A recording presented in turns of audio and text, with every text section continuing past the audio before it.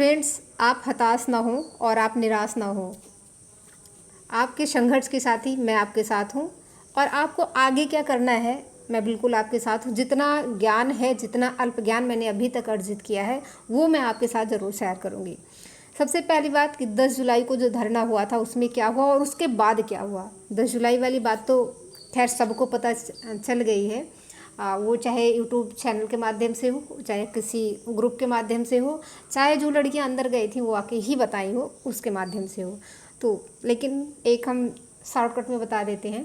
जब माननीय ब्रजेश सर से बात हुई तो उन्होंने बताया, जो आपके डिप्टी सीएम है जनता दरबार में, तो उन्होंने बताया कि आपकी भर्ती प्रक्रिया प्रोसेस में है और आपकी भर्ती प्रक्रिया जल्द ही आगे बढ़ाई जाएगी।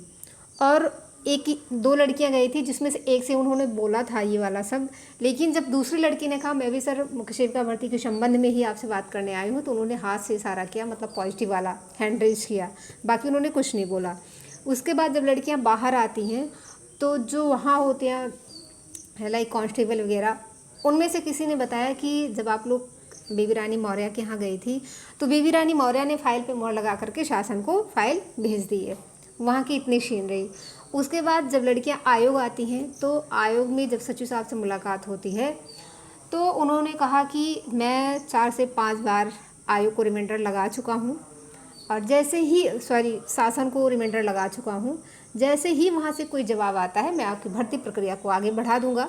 1 से 2 महीने के अंदर आपकी भर्ती परीक्षा कंडक्ट कराई जाएगी। इसके बाद ये तो वहाँ की बात हुई। अब हम बात करेंगे 10 जुलाई के बाद, जब अनामिका सिंह सचिव मैम से और प्रमुख सचिव मीना कुमारी बीना मैम से और निर्देशक कमलेश गुप्ता मैम से बात हुई तो क्या हुआ। सबसे पहले मेरी बात अनामिका सिंह सचिव मैम से हुई तो उन्होंने कहा कि ऐसा है बेटा, मेरे अंदर में ये बातें नहीं, आप प्रमुख सचिव मैम से बात करो। डायरेक्ट इन्होंने उनको रेफ़र किया।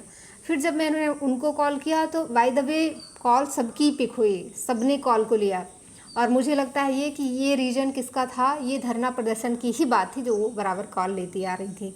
तो प्रमुख सचिव मैम से बात हुई तो उन्होंने कहा बेटा ऐसा है कि अब सारी बातें प्रमुख सचिव मैम से होंगी। तो फिर मैंने क्रॉस क्वेश्चन किया कि मैम ये बताइए, आपके विभाग की बात है और आप नहीं सुन रही हैं, सचिव मैम नहीं सुन रही हैं, आप नहीं सुन रही हो, तो आप एक विकल्प बता दीजिए कि हम लड़कियां जाए तो कहाँ को जाएं।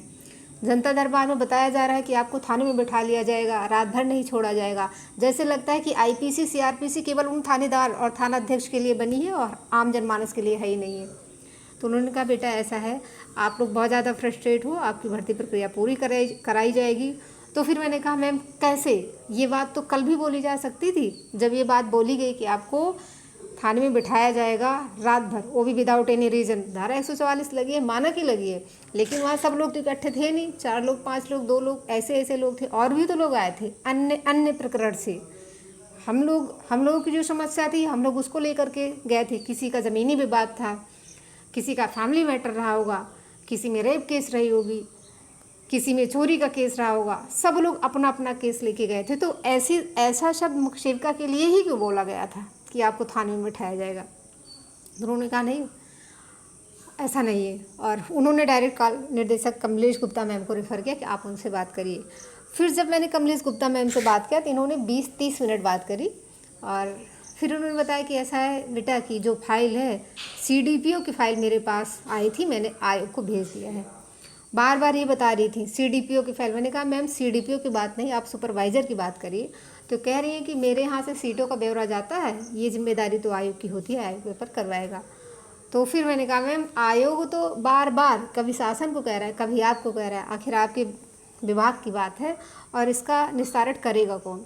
तो उन्होंने कहा देखिए आपकी भर्ती प्रक्रिया पूरी की जाएगी और आप लोग ज़्यादा परेशान ना हो। और उन्होंने ऐसा कन्विंस करने की कोशिश की कि जो चीज़ें हैं आयोग और जनता दरबार, बापू भवन, इंदिरा भवन, लाइक ये सारी चीज़ें यथावत बनी रहें पहले की तरह, और ये आए दिन लड़कियां फिर से कहीं गति न दे दें इसको। तो उन्होंने कहा नहीं, आप लोग बिल्कुल परेशान ना हो, घर में रहो, आसानी से रहो, आराम से रहो, पढ़ो लिखो, ये सारी चीज़ें बताया। तो फिर मैंने उनसे कहा मैम अब तो लग रहा है कि हम लोगों को वहाँ जाना पड़ेगा जहाँ पूरी बागडोर उनके हाथ में, पूरे राज्य की बागडोर जिस शासक के हाथ में, हम लोग वहाँ जाएंगे। माननीय योगी सर से बात करेंगे वहाँ की हम लोगों के साथ सौतेला व्यवहार क्यों किया जा रहा है। तो उन्होंने कहा आप लोगों को नहीं जाना चाहिए और आपकी भर्ती प्रक्रिया पूरी कराई जाएगी। और आप लोग ऐसे कैसे, बैंक की परीक्षा है, कौन सी डेट फिक्स होती है, लोक सेवा आयोग में परीक्षा होती है, 3-3 साल लग जाते हैं। तो फिर मैंने उनको बताया मैम समीक्षा अधिकारी की परीक्षा थी 5 दिसंबर को, आज के दिन 13 जुलाई का दिन है और 2-3 दिन बाद उनको नियुक्ति पत्र मिलने वाला है।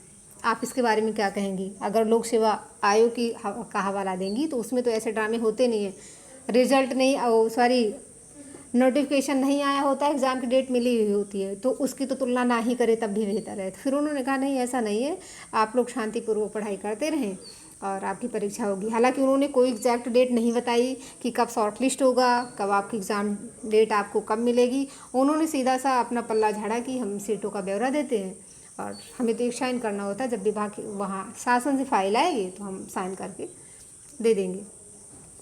अब रही आगे की बात, आगे आपको करना क्या है। हाँ, एक बात और, मैंने जब फिर से कार्य विभाग में बात किया तो उन्होंने बताया बेटा ऐसा है कि यहाँ तो अभी तक कोई फाइल नहीं है, फ़िलहाल में अगर कोई फाइल यहाँ दबी पड़ी हुई होगी तो कल हम विभाग से बात करके बताएंगे। तो आज का दिन ये है, लेकिन हम उस पर ट्रस्ट नहीं कर सकते हैं क्योंकि अभी तक हम लोगों ने जहाँ जहाँ बात किया है वहाँ कभी एक शब्द, एक ही सेंटेंस सुनने को नहीं मिला है। और इससे ये पता चलता है कि कहीं ना कहीं लोग भ्रमित कर रहे हैं, गुमराह कर रहे हैं, चीज़ें स्पष्ट क्यों नहीं हो रही हैं।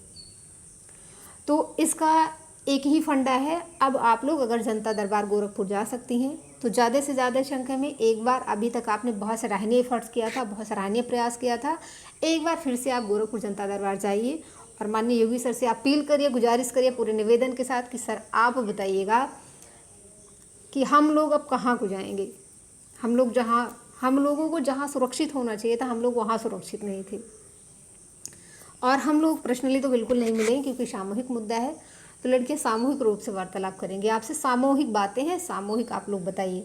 एक लोग कौन सी ऐसी लड़की है जो वही मुख्य सेविका 2693 पदों पर केवल एक लड़की थोड़ी, इतनी लड़कियाँ परेशान हैं, सब लड़कियाँ वहाँ दूर दराज से चल के आई, तो बात तो सबको करनी है। जैसे लोग अलग अलग आते हैं, अलग अलग प्रकरण होता है, सबकी बातें सुनी जाती है। यहाँ यही है कि प्रकरण एक ही है तो किसी एक के लिए कोई नहीं गया, सभी लोग अपने अपने लिए गए हैं, तो सभी लोग अपने से बात करेंगे, खुद से बात करेंगे आपसे, चाहे आप अलग अलग मिल लीजिए और सबसे सही बात तो आप सामूहिक बात कर ले तो वेल एंड गुड। बस आज के लिए मेरा वीडियो बनाने का उद्देश्य इतना था कि आप लोग जनता दरबार जाइए, अपनी बातों को योगी जी के सामने रखिए, यहाँ से ही कुछ होगा क्योंकि पूरी बागडोर योगी जी के हाथ में है। बाकी आप लोग खुद समझदार हैं।